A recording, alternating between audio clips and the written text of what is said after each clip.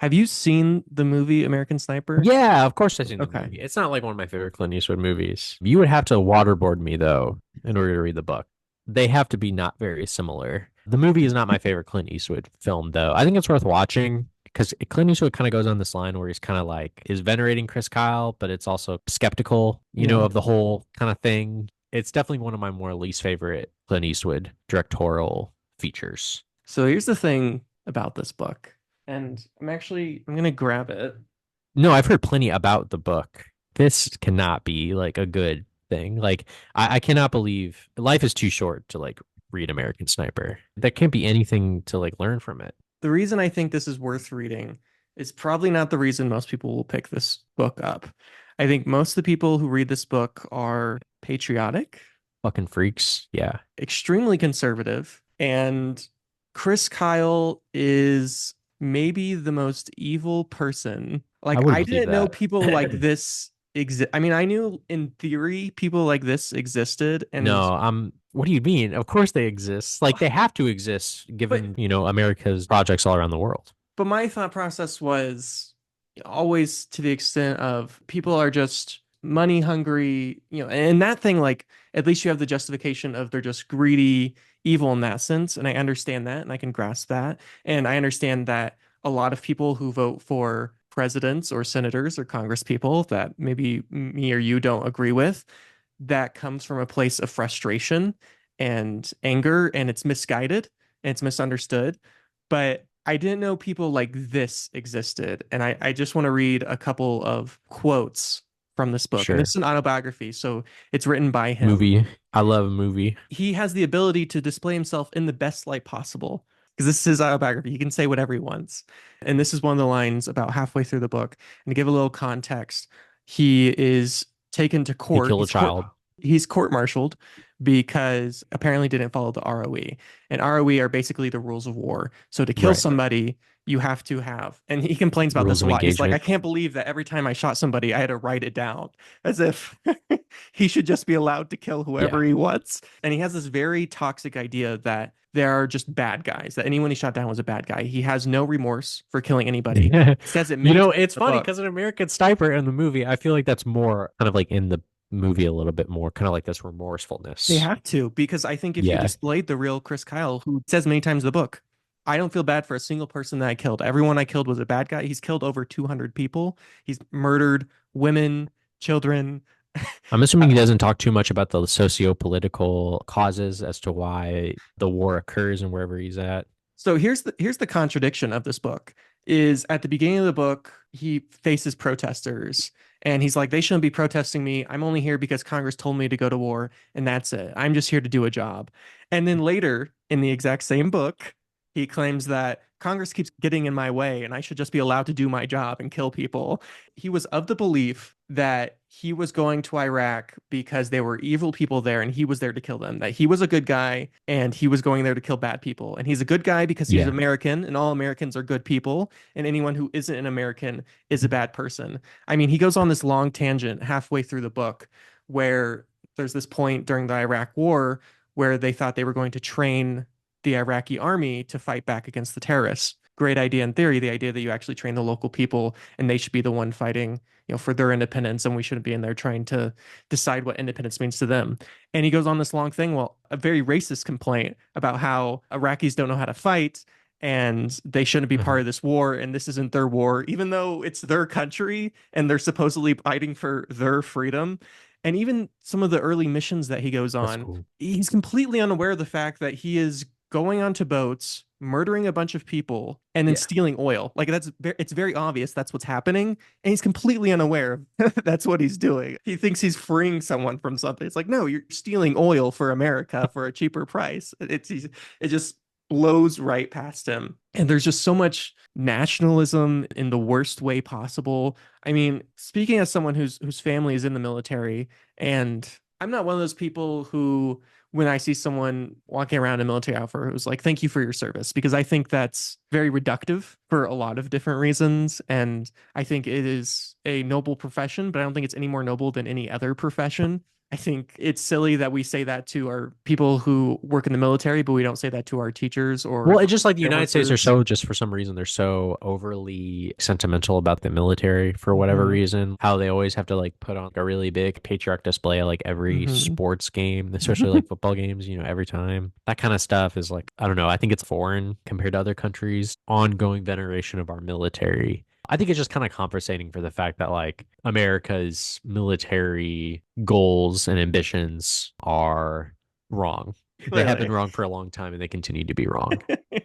Yeah, it's crazy because the book I read right before this was called War and Anthology, which is a really great read and pretty hard to find. I was really glad I found it because it is a collection of short stories, poems, and pieces of nonfiction about wars in the United States and just the horror and terror of it. People like Ernest Hemingway, Tennyson, Byron, all these different people talking about war and just how miserable this experience is.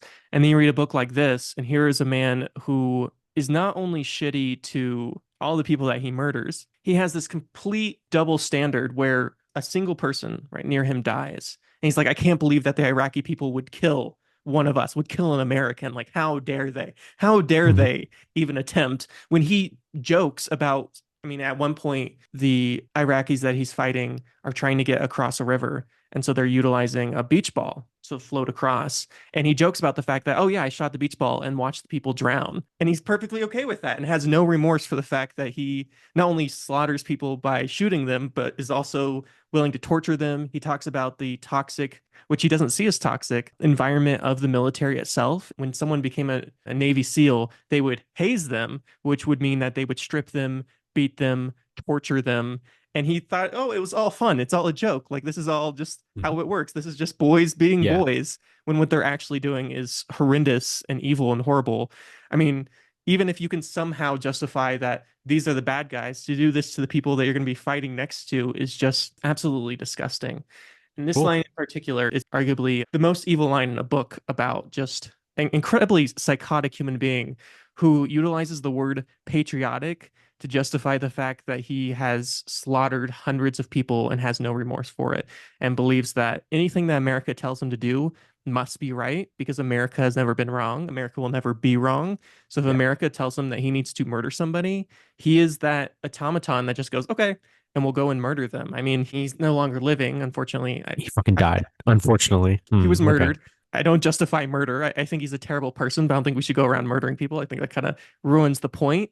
Do Okay. I think that he perhaps created the situation in which led to his death? Yes, in a lot of different ways for a lot of different reasons. But the worst line in this, and going back to that context I was giving earlier, is he's court-martialed because supposedly he shot someone without following the rules of war, right? So he has to go to court. And by the way, Navy SEALs, it's very clear in this book, can do whatever the fuck they want and they'll never get punished. He talks about all these times that Yep. he's like been imprisoned for almost killing people, and then they just slap him on the wrist. He's never actually been arrested. He goes to jail for one night, and then the military always gets him out, which of course they do. That's the American way. But he's court-martialed for this, and he says Cool. we were all pissed. The ROEs had been followed. I had plenty of witnesses. It was the Army investigators who had screwed up. I had trouble holding my tongue. At one point, I told the Army colonel, I don't shoot people with Qurans. I'd like to, but I don't. That's really cool. Yeah, I think it's normal stuff. You can also argue, by the way, that like the Clint Eastwood movie in that respect is a little bit more diabolical because it sanitizes maybe some of the material of the book, right? To make it seem as though he did feel bad about like the people that he killed, right? Which he Sniping didn't. children in the It's very head. clear that It's very he, clear, yeah. I mean, Yeah, the and book, obviously like an American sniper, he comes across as a strong guy who has to make some tough decisions, but they haunt him. They haunt his dreams or yeah, whatever. not in the book. He is not haunted in Yeah. any way. In fact, the book opens, which I think this is how the film opens too. Correct me if I'm wrong. I haven't seen the film yet.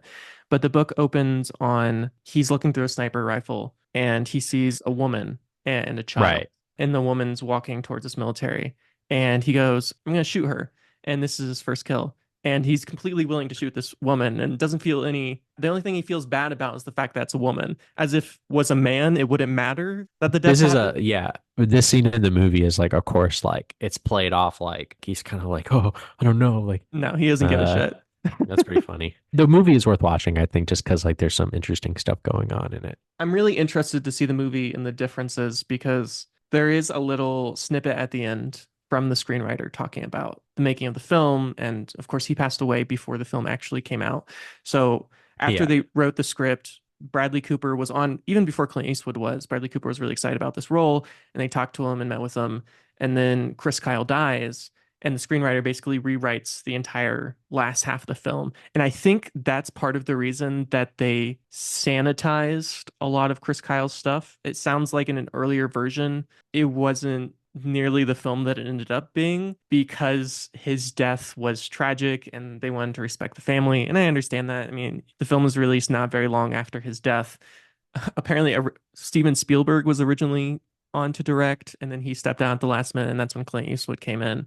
And I'm right. interested to see the film because I don't know. No, you should. I think everyone should watch it. It's an evil movie, but like it's an interesting one either way. Again, maybe definitely not one of my favorite Clint Eastwood directorial features. I think it's just not great. Because Yeah, I I always wouldn't. I I always wouldn't assumed prefer it. like because I remember when the movie came out, I remember it being a really big deal. I remember all Yeah, it the was a kind of big press deal. around it. I I remember remember that. seeing Yeah, tons of scenes from it, and so I the assumed the fake baby, book, of course. The fake baby. People always point out the fake baby. the That's fake funny. Yeah, baby, and I always think about going into this book. I was thinking that this is going to be a guy who's going to talk about PTSD and the horrors of war, and sure, maybe he'll talk about the things that he's done, but he's also going to talk about regrets that he yeah. has, and it's very clear that Chris Kyle had no interest at all. And I don't know if, and I can't tell, I don't know if this is merely rhetoric and he is just creating this extraordinarily machismo, patriotic, nationalist, Yeah. racist, psychotic image, or if this is who he is at his core. And I can't It probably tell is. because what's interesting about this one that I got is it has the perspective of the wife, which are the most interesting moments because Taya is a much better writer than he is. I think she is actually a professional journalist. And they'll just put like these little tidbits in. They only give her like a page every 100 pages. So very little information from her end. But that would have been a much better biography because not only is it honest, truthful, but it definitely gives a perspective of like, here is a man who I told, hey, you can either be with us or you can re-enlist and go to war again. And he's like, I'm going to re-enlist. Like, I care more for my country than I do for my two children and my wife. Yeah. Yeah, he's like addicted to it. He's addicted to murder. And he says it very clearly. He says, I love to kill. I mean, he says that multiple times in the book that he loves to kill. That's cool. I think it's a valuable read for the fact that it definitely gives you perspective of the worlds that I am not familiar with at all. And it definitely see things in a different light. And it's a very frustrating book to read. I mean, if you look through my version of it, I just have tons of expletives throughout the book, just pissed off, right, at these different moments and just all these racist and nationalist and psychotic moments that just make me very angry as a human being that someone cares so little for the life of other human beings, no matter what ethnicity they are. Or there's this one moment in the book where he's criticizing Islam specifically. And the irony of this moment is he starts the paragraph by talking about the Crusades. He's like, well, I know the Christians of the Crusades and they fought for the rights of Christians, blah, blah, blah, blah. And he says, but the Christians, unlike the Islams, have never killed people because they had a different religion than them. Which, how can you be like, how can you understand so little about the world that you can reference the Yeah. Crusades and then immediately say that Islam is nothing like that when the Crusades is literally people murdering other people because they weren't Christian? The Crusades was their Mhm. version of the terrorist organization that's quote unquote Islam. It's no different. In fact, it's worse because the Crusades was funded by the Christian church, whereas Yeah. these Islam terrorists aren't even considered part of Islam. No one in Islam's like, yeah, these are the morals that we And stand and by. and of course these really a good percentage of these Islamic fundamentalist terrorists are funded by number one Yeah. country in the world, the United States, so it's a diluted perspective to think otherwise, I think. Oh my God. So yeah, it's it's a crazy read, man. It'll just make That's you cool. so upset and I will not be angry. reading it. Life is way too short, but I'm But glad to hear you I talk mean, about it. I read it in 3 days, so it Not does reading not it. take long to read. Definitely enlightened me on part of the world I try to stay out of. I mean, I'm not one for social media, so I'm not often exposed to the extreme conservative right wing, especially out here in Nevada. I think back in Indiana, that was much more common, but here that's Sure. much less the case. So to be reminded that these people exist in the world and that they have been so indoctrinated by the absurdist and evilest ideas and beliefs is terrifying.